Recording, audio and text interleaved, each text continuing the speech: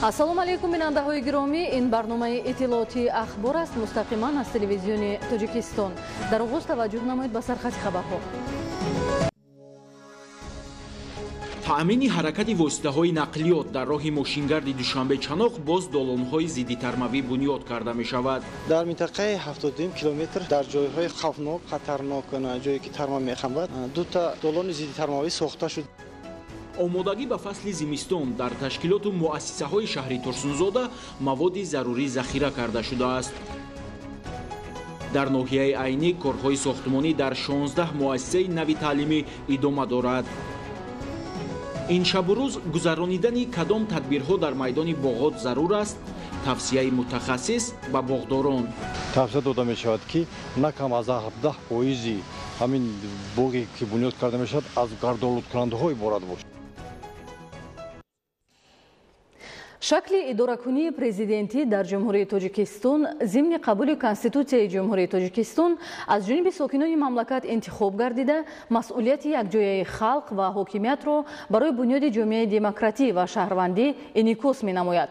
гузашти вақт нишон дод ки тарзи давлатдорӣ бо роҳи идоракунии президентӣ интихоби дуруст ва оқилонаи мардуми Тоҷикистон аст.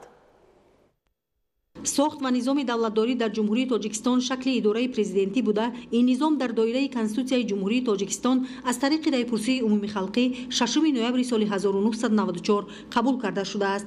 ин санади ҳуқуқӣ андешаву афкори сиёсӣ, ҳуқуқӣ ва фалсафии инсонро танзим менамояд ва он бо иродаи матини халқ қабул гардидааст ки пеш гирифтани шакли идоракунии президентӣ дар мамлакат интихоби мардум аст. идораи президентӣ инъикоскунандаи нақши халқ дар давлат мебошад.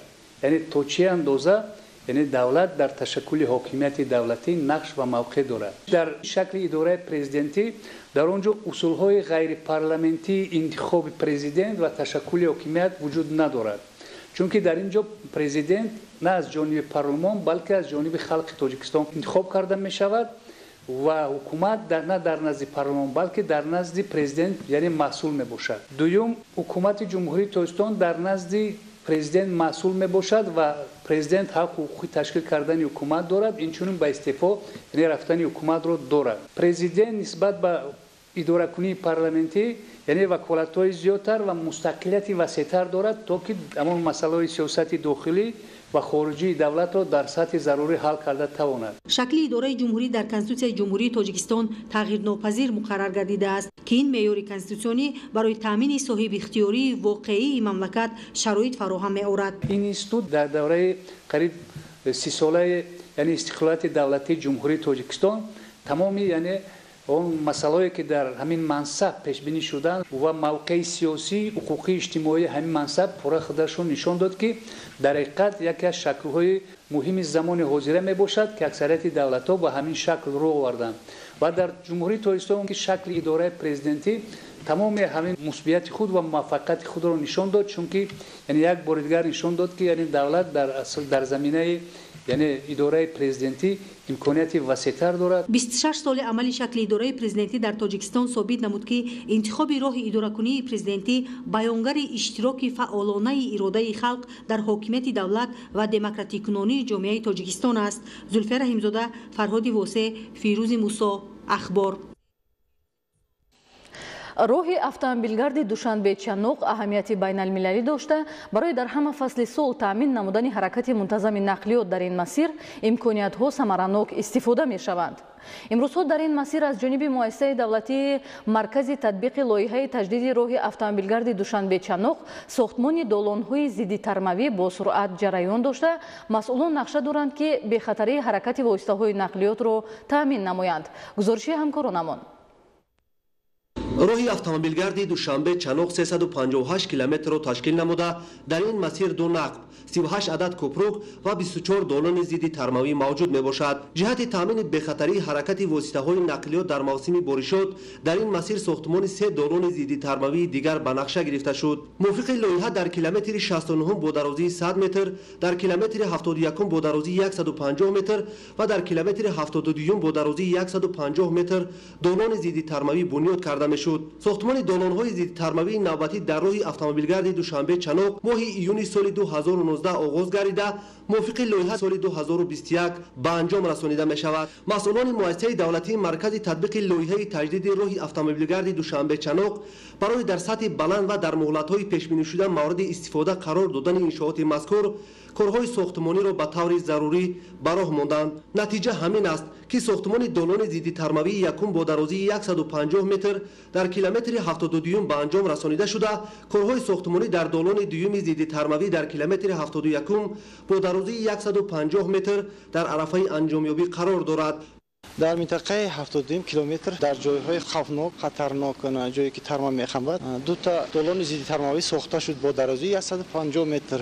یک عددش پورا به انجام رسیده شد و دومش در مرحله انجام میباشد. روزهای نزدیک به دومش را به استفاده داده میشود. برای انجام تدبیرهای ساختمانی 50 نفر متخصص با جلب 20 تکنیک و مکانیزم معاصر صاحبی فعالیت دارند. برآمدن از بنبست کمیونیکاسیونی یکی از هدفهای استراتژی حکومت جمهوری تاجیکستان به حساب رفته. در دوران صاحب استقلالی در زمینه سیاست موفقانه و دوربینانه راهبریت دولت و حکومت جمهوری تاجیکستان برای نائل گشتن به این هدف یک قطار برنامه و استراتژی‌ها قبول کرده شد که در دایره این هدفها صدها کیلومتر راه، نقل و پل ساخته شده. این تدبیر یک نیم بعد نیز جهت پیشرفت تاجیکستان صاحب استقلال ادامه داده می شود. نورعلی صفامیدین، حفیظالله سعدالله، اخبار.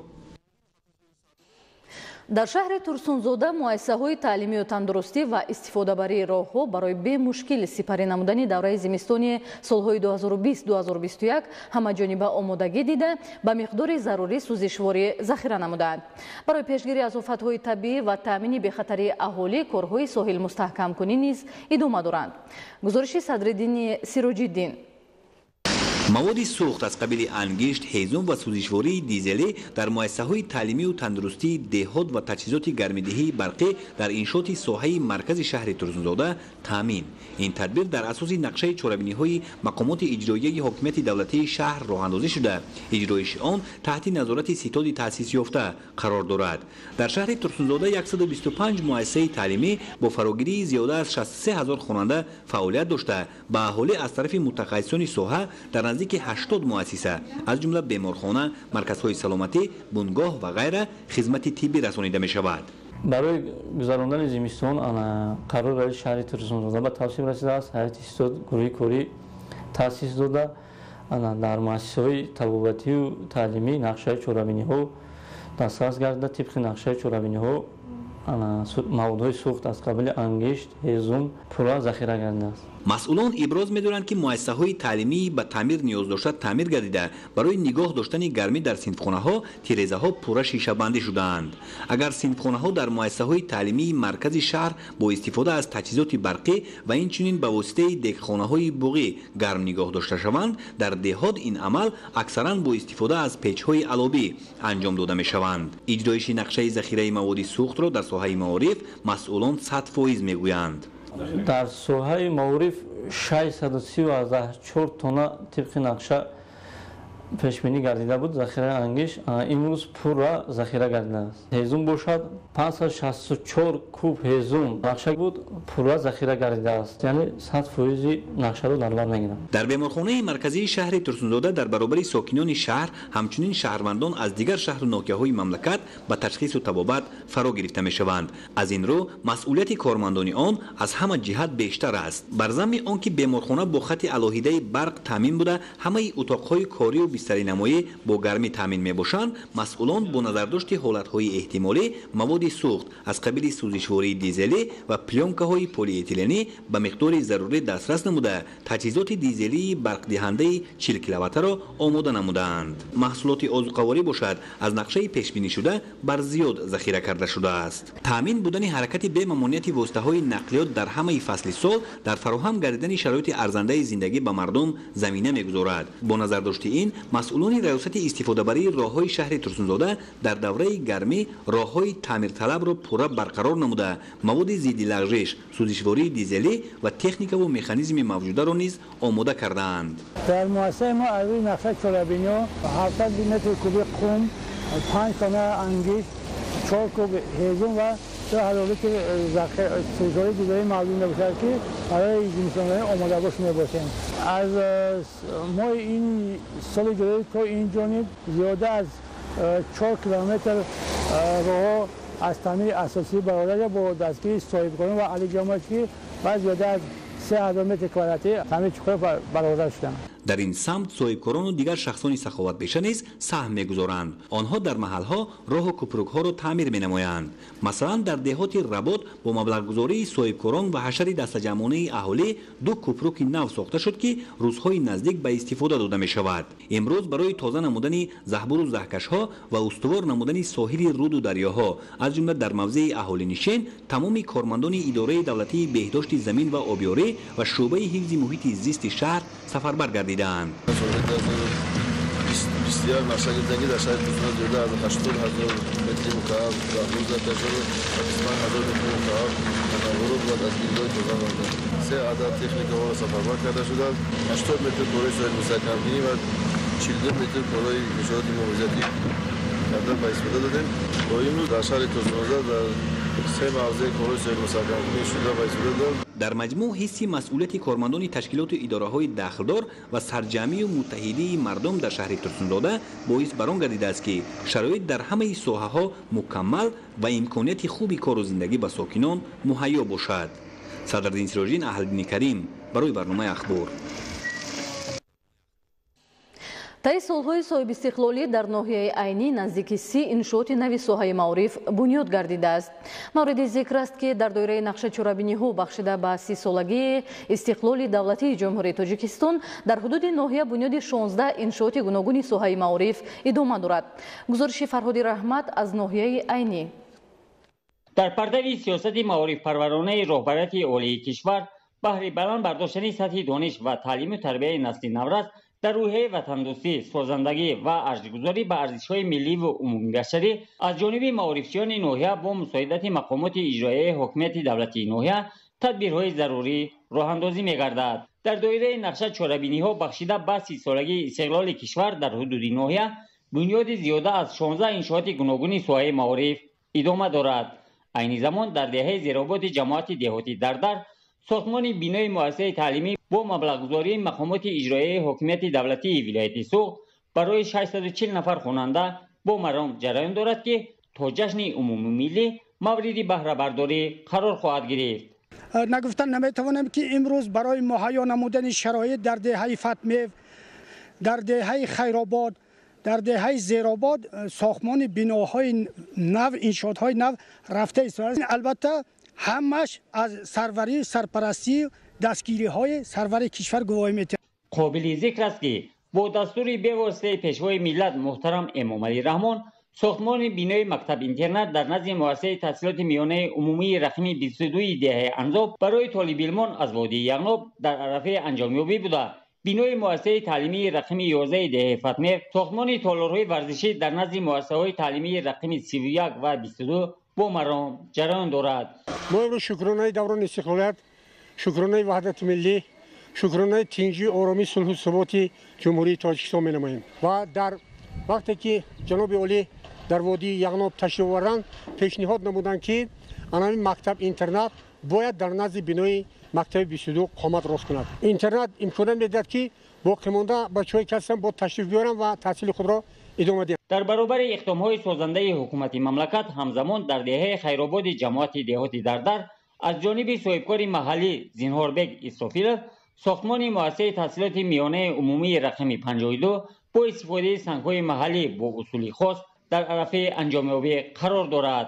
дар мавзеи дашти Кумар низ айни ҳол сохтмони 6 симхонаи иловагӣ аз ҷониби ҷамъияти дорои масъулияти маҳдуди Трансазия сервис бозҷалби сохтмончиёни маҳаллӣ вусъати тоза дорад. деҳаи Варзи Манор ки маркази ноҳия ба шумор меравад, аз деҳоти калонтарини ноҳия маҳсуб ёфта, дар ин ҷо дар раванди афзун гардидани талабот барои беҳтар гардонидани шароити таълиму тадрис ба толибилмон дар соҳили чапи дарёи Зарафшон дар мавзеи навбунёди дашти Варз соли равон бинои нав ҳамчун филиали муассисаи таҳсилоти миёнаи умумии рақми 1 ба фаъолият оғоз намуда, мушкилоти рафтуомади хонандагони ин мавзеи навбунёдро дар фаслҳои сарди сол و مراتب آسان نمود. حاضر بعد بنیاد این مؤسسه دشواری‌های ما برطرف شد. توسط راه اندازی تدبیرهای سری وقتی جهت بلند برداشتن سویه دانش و معرفت طالب علمان و محصلین مکتب‌ها طی سال‌های اخیر نتیجه‌ها قانع کننده ارزیابی می‌گردد. баробари паст шудани ҳарорати ҳаво ва хазонрезии дарахтон мутахассисон тавсия медиҳанд ки боғдорон бояд барои гирифтани ҳосили баланду босифат заминагузорӣ намоянд. олимони академияи илмҳои кишоварзии тоҷикистон таъкид мекунанд ки агар аз ҳозир корҳои саҳроӣ гузаронида нашаваду дарахтон то давраи нашъунамои навбатӣ барои додани ҳосил омода карда нашаванд, дар он сурат гирифтани ҳосили баланду босифат ғайриимкон мегардад. ин шабу рӯз гузарондани кадом тадбирҳо дар майдони боғот зарур дониста мешавад? наврӯзшоҳи азизулло гузориш медиҳад. боридани борон, нисбатан паст шудани ҳарорат, рехтани барг ва ба оромӣ рафтани дарахтон кишоварзонро огоҳ мекунад ки дар майдони боғот корҳои саҳроиро оғоз намоянд. дар давраи охири тирамоҳу фасли зимистон гузарондани тадбирҳои агротехникӣ дар майдони боғот барои афзун гардонидани ҳосилнокӣ ва баланд бардоштани сифати маҳсулоти истеҳсолшаванда зарур дониста мешавад. тоза кардани гирду атрофи дарахтон, нарв кардани гирду атрофи дарахтон ва интихоби заминҳое ки барои бунёди боғҳо пешбинӣ мегардад, аз ҳамин корҳо оғоз мекунанд. омодагӣ гирем ба буридани шоху навдо, ба шакл даровардани онҳо. аз ҳама муҳим нигоҳубини худи дарахтон дар даврае гӯем ки аз оғози сабзиш то давраи хазонрез аст ва дар фасли тирамоҳ корҳои профилактикии худи дарахтон бояд гузаронда шавад. ба ҳолати 1 январи соли 2020 майдони боғ дар ҷумҳурии тоҷикистон 160,533 гектарро ташкил медиҳад. барои ба даст овардани ҳосили баланду босифати мева дар давраи охири тирамоҳу фасли зимистон нармкунии атрофи дарахтон, ғизодиҳӣ ва ба шаклдарорӣ бояд ба анҷом расонида шавад. мубориза бар зидди ҳашароти зараррасон бояд баъди ба шаклдарорӣ сурат гирад. агар дар вақти оромии дарахтон чунин тадбирҳо гузаронида нашавад, гирифтани ҳосили баланду босифат ғайриимкон мегардад. он тадбирҳое ки андешида мешавад, ин барои гирифтани ҳосили баланд аст, ин барои гирифтани ҳосили хушсифат аст. агар чунин бошад, ҳолатҳое мешавад ки боғ бенигоҳубин аст, албатта ҳосил мешавад, ҳосили умуман бесифат. ҳам аз ҳашарот зер мекунад, ҳам касалиҳо, аз касалиҳо зарари ҷиддӣ мебинанд. агар ҳамин хел тарз бенигоҳубин боғдорӣ кунем, дар муҳлати 3-4 сол умуман ҳамон дарахтоне ки дар боғ шинонда шудагӣ аст, аллакай пир мешаванд ва аз истифода мебароянд. соли ҷорӣ то ба ҳол дар тоҷикистон дар майдони наздики 2130 гектар боғ бунёд карда шудааст ки 86.5% иҷрои дурнаморо ташкил медиҳад. бунёди боғ аз интихоби ниҳол оғоз мегардад. ин шабрӯз нафароне ки дар солҳои 2020-2021 бунёди боғро дар нақша доранд, бояд интихоби замин ва коркарди онро ба анҷом расонида мутобиқ ба маҳалли парвариш навъҳои ниҳолро интихоб намоянд. тавсия дода мешавад ки хуб мешуд ки аз хоҷагиҳои ниҳолпарвар, он хоҷагиҳое ки бо сертификати навъи таъмин ҳастанд, яъне ки нав дар ҳақиқат нави серҳосил аст, нави хуб аст ва нави ноябандӣ шудагӣ аст. сипас коре кардан дар кор ки ҳангоми бунёди боғ як нави ҳеҷ вақт тавсия дода намешавад. барои ҳамин барои гирифтани ҳосили баланд минбаъд тавсия дода мешавад ки на кам аз 17% ҳамин боғе ки бунёд карда мешавад аз гардолудкунандаҳо иборат бошад. ба гирифтани ҳосили баланду босифат дар сурате метавон муваффақ шуд ки нигоҳубини боғ аз давраи шинондани ниҳол то гирифтани ҳосил дар асоси қоидаҳои илмиву амалии парвариш ба роҳ монда шавад. бинандаҳои азиз, ин буд барномаи иттилоотии ахбор. хайр, саломат бошед ва бо барномаҳои телевизиони Тоҷикистон бимонед.